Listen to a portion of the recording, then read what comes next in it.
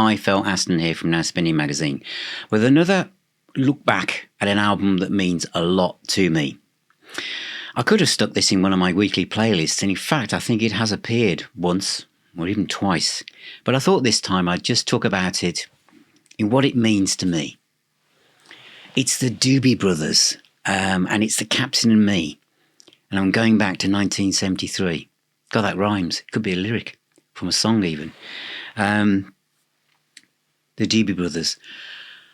My first entry point to the Doobie Brothers were the best of the Doobie Brothers, the best of the Doobie Brothers. It's a bit of a tongue twister, isn't it? The one with the jukebox on the front. It's a great compilation. And it obviously brought everything up to date, just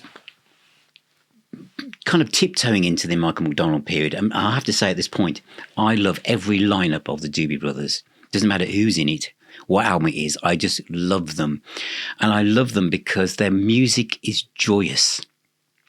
Well, no matter what is going on in my life, however dark it is, the Doobie Brothers just turns the lights on. There are certain bands that do that, and the Doobies, I just think, I need to put the Doobies on. I need a Doobies fix.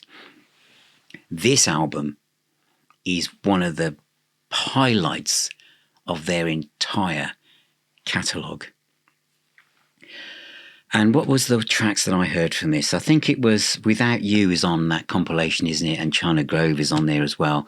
But I mean, Without You, which strangely enough was not on the box set the Doobies brought out a few years back. It's a real bone-crunching rock and roll track. It's a great, great song. But I remember buying the vinyl version of this from Woolworths in Sheldon, near Solihull, for, how much was it? I think it was £3.25 with my pocket money. And it was quite a thick spine, for those of you watching this on video, because this is also going out as a blog post, as a podcast. You know, but with they're on Stagecoach under an unfinished flyover, and they're on the back in the middle of the gatefold sleeve, which those days, the 70s gatefold sleeve would just have, you know, the expense, the indulgence of just a photograph of them dressed up as from the Wild West, having a candlelit meal in daylight. And of course, it was produced by Ted Templeman. Now, Ted Templeman already at this point in my young life meant a lot to me. He produced the first Montrose album, which to this day is the album out of all the thousands I own that I would just grab that one album. Everything you need to know in life is in the first Montrose album. That's a separate video. And of course, Ted Templeman's sense of sound and production and arranging or whatever else he does, that magic he does, he obviously did with Van Halen. Anything, the in-house producer at Warner Brothers is a magician. And the Doobie Brothers, of course, had Ted manning the mixing desk throughout their career. And he does a good job here. But everything about this album is very special to me. Natural Thing is a great opening song. It's laid back. It kind of sounds like California, the California I know from the TV. I've never been. And then we have Long Train Running. When I was growing up in Birmingham in the 70s, there were several really, really well-known guitar shops, music shops. And I'm thinking that there was a shop called Woodruff's, which was a very well-known music shop, huge. Music was so big in those days that the music shops were like department stores. And Woodruff's was one of the main ones. There was one in Smallbrook, Queensway, and I can't remember what that was called at the moment. But they were huge shops. And the reason I'm saying this is there was a time when there's a time in the 70s that when you went into a guitar shop, there was always somebody playing Long Train Running or something like the Doobies on the guitar. You might have thought it was always going to be Smoke on the Water, but you'd be amazed because I think us, up and coming, trying our best to become guitarist type kids, were obviously wanting to play Smoke on the Water, but the blokes in the music shops, they were playing Little Feat and the Doobie Brothers because they were more kind of musos. But I was learning quickly. So this kind of like strumming, funky stuff that everyone was doing, I thought, what is that? And then I realised when I heard this track, that's what it was. And of course, it was a style of playing that became connected to the Doobies. But track 3, China Grove, with that kind of slapback echo riff, was an absolute highlight. I think my favourite moment with China Grove is probably in the film Field of Dreams, when they're coming back from the baseball game where they've realised, there's something going on that's like supernatural and things, and they're heading back to the to this field of dreams. Build it and they will come. And China Grove comes on. I hope I've got that right, but I'm sure they were going back rather than going away. But anyway, that track's on there, and it's one of my favourite films of all time. Actually, it's a film that brings tears to my eyes now because it reminds me of how much I miss my dad, and I think because of the emotional power in that film, this track and how timeless it is just dovetails into that message. It's a perfect marriage of music and film and storytelling. It's wonderful. And then another track I think that was off the best of was Dark-Eyed Cajun Woman, which is a wonderful, dreamy song, ballad, beautiful guitar playing, wonderful singing. I mean, the musicians in the Doobies, Patrick Simmons, Tom Johnson, all of them, they're just wonderful players. Clear as the Driven Snow is next. I think this is one of those tracks that bit at the end when it goes back into that loop around the acoustic guitar and the bass, it's timeless. I remember playing this to my eldest son and saying, guess when this came out? And he's going, I don't know, 2010. I mean, the production is incredible, and the sound stage, just the song, everything about this has got to be heard. This is an album that needs to be in your record collection. Yeah, they're there. You need to go get this. It's really important. I've got loads of versions of it. I'm not quite sure why I do. I've got a Japanese CD version. I've got the twin pack with What We Want devices on it. I've got the vinyl. I've even got, who remembers one of these, those who can see the video? This is a DVD-A. Is it? Yes, DVD audio.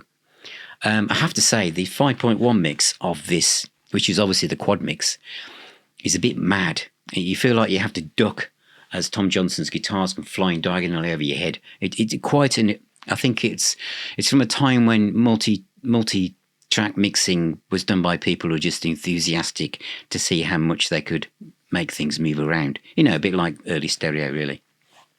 Where was I? Well, from there we enter the first track on side 2, which was Without You, which is this fantastic hard rock riff, great vocals, wonderful guitar playing. The production is multi-layered and exciting and timeless. Southside Midnight Ladies next, which is the sister or brother of Dark-Eyed Cajun Woman. They are joined literally at the hip, but on different sides of the album, and they complement each other really well as that kind of almost like Bad Company-ish, like rock song ballad. It fits in really well. Then we have the closest that the Doobies ever got to heavy metal, really, with a song called Evil Woman, with a real repetitive riff that in the hands of another band could have really turned into some really deep, metallic, dark track. It's very, very different to anything the Doobies ever did before or since, to me. But it really is the closest as they entered the distant shores of a bit of heavy metal there. But yeah, an Evil Woman. I think any time a song called Evil Woman has been brought out, it's usually quite good, even the one by Cliff Richard. And then we have Dusted Down Around O'Connelly. Oh, this is like in a font. I can't remember this one. I knew this had happened. unscripted as usual. Here we go. Busted down around O'Connelly Corners, and UK, which is like a laid back little bit of instrumental stuff, quite countrified, so very different to the previous track. And then we head out with The Captain and Me, which is the title track, which actually is good, but to me it's probably, if I had to rank all the tracks, it would probably sit at the bottom as we go out towards the end of one. It's the least memorable to me personally. I mean, if I had to rank all the tracks, I wouldn't be able to do that because I play them all, and I was just about to try and attempt that, and I've decided I'm not going to do that. Oh, I even bought the sheet music book. This is pretty well loved. It's secondhand, but yeah, I also bought that. But I think this is a high watermark for the Doobie Brothers. It's a high watermark in 70s rock. There are so many different textures, so many emotional layers here to this album that it belongs in your record collection. Now, when I say that, I'll talk to those of you probably are not that far removed from where I might be in my trajectory through my life, because most of you hopefully have got it, haven't you? And because if you haven't, you'll like it. Now, if you're younger, I think there's plenty to explore here. I think there's lots of things that you will enjoy, but I think it's with anything to do with the Doobies, it's the harmonies. There was a kind of feeling that the Doobie Brothers, the Allman Brothers, everybody was suddenly the Chamber Brothers, everyone suddenly was a load of brothers in the 70s. It was just, but the Doobie Brothers aren't brothers. But it's a brotherhood of musicians that have a common goal and drive in writing music together. And I think there's documentaries you can watch in this period, but I think you'll like it. But as I said at the very start, this is very uplifting music. This is music that's great to drive to, great to have on when you're doing stuff around the house. It's great to have on through your headphones and just immerse yourself in the music itself and just listen to the production, just listen to what's going on amongst the songs and the special arrangements on Pure as the Driven Snow and China Grove and, the two ballads as well. It's beautiful. The Captain and Me by the Doobie Brothers from 1973, Warner Brothers. It's a great record, and I absolutely love it to this day. In fact, I've inspired myself to go and play it. So let me know what you think in the comments below.